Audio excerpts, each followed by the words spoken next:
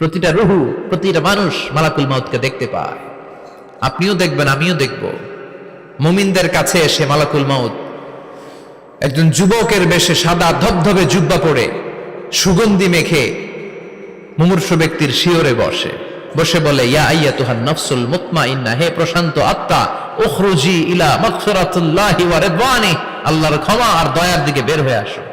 বলা মাত্রই মুমিনের আত্মাটা স্মুথলি বের হয়ে আসে। কাফান মিন আকফানিল জান্নাহ, হানুত মিন হানুতিল জান্নাহ, জান্নাত থেকে আনা সুগন্ধি কাফনের মধ্যে পেঁচিয়ে তিনি রূহটাকে নিয়ে ইল্লিনে চলে যায়। সরাসরি দেখে মালাকুল মাউতকে। আর যারা ইসলাম বিরোধী, কোরআন বিরোধী, তাদের সামনে এসে মালাকুল মাউত ত্রাস সৃষ্টি করে। আগে ধমক। হাইওয়েতে মাঝে মাঝে ডাকাতি হয় না? বাসগুলোর মধ্যে যখন ডাকাতি হয়, বাসে থাকে 50 জন, ডাকাত ঢুকে 5 জন। এই 5 জনের ভয়ে সবগুলো পেশাব করে দেয়, কারণ ত্রাস সৃষ্টি করে। এসেই চাইনিজ কুড়াল দিয়ে আগে কুবায় দেয় 4-5 জনের। রক্ত দেখে কি দেওয়ার সব আগে রেডি করে রাখে। মালাকুল মাউত এসে কাফের, নাস্তিক, মুশরিকদের সামনে সেরকম একটা ত্রাস সৃষ্টি করে। ভয়ে লোকটা কাঁপতে থাকে। ওর কাছে ভদ্র ভাষায় কথা বলে না, সুন্দর জামা পরে আসে না, কালো কুচকুচে চেহারা, ভয়ঙ্কর একটা রূপ নিয়ে, আকৃতি নিয়ে ইসলাম বিরোধীদের মাথার সামনে আসে। দুর্গন্ধযুক্ত চেহারার দেহ নিয়ে ধমক দিয়ে বলে, ও পাপাত্তা, ইয়া আইয়াতুহান নাফসুল খাবিসা উখরুজি ইলা গাদাবিল্লাহ, হে পাপাত্তা, আল্লাহর রাগ, ক্রোধ আর গজবের দিকে বের হয়ে আয়। মুমিনের আত্মা বলার সাথে সাথে যেমনি মুমিনের দেহ থেকে বের হয়ে জান্নাতি কাফনের ভেতরে ঢুকে, কাফেরদের আত্মাও কি এরকম তাড়াতাড়ি বেরোতে চায় নাকি? কাফেরদের আত্মা বেরোতে চায় না। ডানে দৌড়, বায়ে দৌড়, সামনে দৌড়, পেছনে দৌড়, আহা, দৌড়াদৌড়ি করে। মালাকুল মাউত এটাকে টেনে হিচড়ে, একটা জীবিত ছাগলকে জবাই না করে তার চামড়া উল্টার দিকে টেনে হিচড়ে বের করলে ছাগলটা যত কষ্ট পায়, এর চেয়ে কমসে কম 70 গুণ বেশি কষ্ট দিয়ে কাফের, মুশরিক আর গাদ্দারদের রূহ কবজ করা হয়। আল্লাহ, এই পরিস্থিতি থেকে তুমি আমাদের বাঁচাও। মুমিনদের রূহ যেমনি কবজ হয়, ওইভাবে রূহ কবজের ব্যবস্থা করে দিও। ঈমানের মৃত্যু নসিব করে দিও, শাহিদি মৃত্যু নসিব করে দিও। আমাকে শহীদ করে সেই মিছিলে শামিল করে নিও, যে মিছিলের নেতা মীর হামজা, খোবায়েবে খাব্বাব, আল্লাহর কাছে ছিল অতি প্রিয়, শামিল করে নিও। আমাকে শহীদ করে সেই মিছিলে শামিল করে নিও। পড়েন আমিন। আরো জোরে পড়েন আমিন। তার মানে বিমান দুর্ঘটনায় হোক, কিংবা লঞ্চ ডুবিতে হোক, কিংবা আগুনে পড়ে হোক, কিংবা আত্মঘাতী হামলায় হোক, যে যেখানেই মারা যায়, কবরের 3টা প্রশ্ন তার জন্য আছে না নাই? ইসলাম বিরোধীদের জন্য প্রশ্ন 3টা, আপনারা যারা মুমিন তাদের জন্য 4টা। আপনাদের জন্য একটা বেশি, আলহামদুলিল্লাহ। কোন কবরে এসে প্রথম প্রশ্ন করবে, মুনকার নাকির যখন চলে আসবে, 40 কদম যখন আত্মীয় স্বজনরা লাশটাকে কবরের মধ্যে দিয়ে 40 কদম চলে যায়, তখনই ফেরেশতা চলে আসে। আহা, শেষ, সব শেষ। এসেই পরীক্ষা শুরু। মার রব্বুক, তোর রবের নাম কি? চিল্লায় বলেন, আমাদের রবের নাম কি? আমরা বলবো রব্বি আল্লাহ, আল্লাহ আমারে রব। দমে দমে তনু মনে তারি অনুভব। পড়েন, আল্লাহ আমারে রব। তোমার দুনিয়াতে আমি যেদিকে তাকাই, অথই নিয়ামতে ডুবে আছি সবাই। পাখপাখালির গানে শুনি তসবিহ কলো রব, তসবিহ কলো রব, আল্লাহ আমারে রব। প্রথম প্রশ্ন, তোমার রব কে? আমরা বলবো আমাদের রব আল্লাহ। দ্বিতীয় প্রশ্ন, ওমা দীনুক, তোমার ধর্মের নাম কি? আমরা কি বলবো? তৃতীয় প্রশ্ন, বিশ্বনবীর চেহারা দেখিয়ে বলা হবে, আতারিফু হাদার রাজুল, এই লোকটারে চিনো নাকি? আমরা বলবো চিনি, আমাদের প্রাণের নবী, ঠিক কি না? চাঁদের চেয়ে সুন্দর তুমি নবী আমার কমলিহিওয়ালা, দু জাহানের বাদশা তুমি প্যারা নবী সাল্লে আলা, চাঁদের চেয়ে সুন্দর তুমি নবী আমার কমলিহিওয়ালা, ঠিক কি না? তিনটা প্রশ্নের যথাযথ উত্তর যখন দিয়ে দিলেন, আপনার জন্য অতিরিক্ত আরেকটা প্রশ্ন করা হবে, ওয়ামা ইলমুক, তোমার নলেজ কি? তিনটা প্রশ্নের উত্তর যে তুমি করতে পারলা, কিভাবে পারলা, কেমনে জানলা? নকল করে বলছো নাকি জেনে বুঝে আসছো? নকল হয় না? এখন তো পরীক্ষা চলতেছে বোধহয়। কি পরীক্ষা? এসএসসি পরীক্ষা। নকল হয়? কৃষ্ণপুরে নকল নাই না? এখন মনে হয় এগুলো একটু কমছে। একটা সময় ছিল অনেক নকল হইতো। পাঞ্জাবের ভিতরে নকল, পকেটের নকল, টুপির ভিতরে নকল, মৌজার ভিতরেও নকল, এমনকি মেয়েরাও নকল করে পরীক্ষার হলে আসে না নাই? স্কেলের মধ্যে লিখে নিয়ে যায়, হাতের মধ্যে লিখে নিয়ে যায়, ওড়নায় লিখে নিয়ে যায়, কাপড়ে লিখে নিয়ে যায়, আসে না নাই? ফেরেশতারা বলবে নকল করছো নাকি?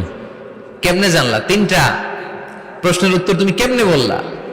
আল্লাহ তোমার রব, ইসলাম তোমার ধর্ম, এই লোকটা বিশ্বনবী, কেমনে চিনলা? আপনাকে তখন বলতে হবে আমি কোরআন থেকে শিখেছি, আমি হাদিস থেকে শিখেছি, আমি ইসলাম জেনে বুঝে মেনেছি, আমি আন্দাজে কোথাও ঘুরি নাই। চিল্লায় এখন ঠিক কিনা? আপনাকে বলতে হবে। এজন্য শিখতে হবে, প্রতিনিয়ত ইসলাম সম্পর্কে জানতে হবে, আখের গোছাতে হবে, জীবনটাকে আলোকিত করতে হবে। চিল্লায় বলেন ঠিক কিনা? চারটা প্রশ্নই যখন হয়ে গেল, ফেরেশতারা বলবে আহলান ওয়া সাহলান ওয়া মারহাবান বিক, খোশামদেদ, কংগ্রাচুলেশন, খোশামদেদ, কংগ্রাচুলেশন। সব প্রশ্নের উত্তর তুমি পেরেছো। ফায়ুফসাহু লাহু কবরুহু ৭০ যিরান, আপনার কবরটারে ৭০ হাত লম্বা করে দেয়া হবে। ওয়া ইফতাহু লাহু বাবুন ইলাল জান্নাহ, আপনার কবর থেকে জান্নাতের দিকে দরজা খুলে দেয়া হবে। ওয়া ইউলবাসু মিন লিবাসি আহলিল জান্নাহ, জান্নাতের দুইটা রেশমি কাপড়ের পোশাক এনে আপনারে পরিয়ে দেয়া হবে। আর বলা হবে নাম কানাও মিলা আরুস, ঘুমাও, sleep, you should get some sleep now, তোমাকে লম্বা সময় পাড়ে দিতে হবে, ঘুমাও। কানাও মিলা আরুস, যেমনি বর বাসর রাতে আরামসে ঘুম দেয়, বাসর রাতে যেমনি বর কনেকে নিয়ে মধুর ঘুম দেয়, তুমিও ঘুমাও, কেউ তোমার ঘুম ভাঙবে না। মালাক ইসরাফিলের, কিয়ামতের জন্য ইসরাফিলের সিংহায় যে ফুৎকার আছে, ওই ফুৎকার ছাড়া কোনো কিছুই তোমার ঘুম ভাঙাতে পারবে না। আলহামদুলিল্লাহ পড়েন। আল্লাহ আমরাও যেন চারটা প্রশ্নের উত্তর দিয়ে লম্বা একটা ঘুম দিতে পারি, পড়ে না আমিন। ওয়াম্মাল কাফির ওয়া আহলুশ শিমাল, আর ইসলাম বিরোধী যারা, তাদের সামনে আসবে মালাকান আসওয়াদান আজরাকান, কৃষ্ণ বর্ণের দেহ, নীলাভ বর্ণের দুটো চোখ, গায়ের রং কালো, চোখের রং নীল। দেখতে কেমন লাগে? আলিফ লাইলার ভূতের মতো। কথা কন। গায়ের রং কালো, চোখের রং নীল। ফেরেশতা দুইটা আসবে, এসে ত্রাস সৃষ্টি করবে, এসে বলবে বল তোর রবের নাম কি? মার রব্বুক। ইসলাম বিরোধী মুশরিক, কাফের, নাস্তিক এরা বলবে আমি জানি না আমার রবকে,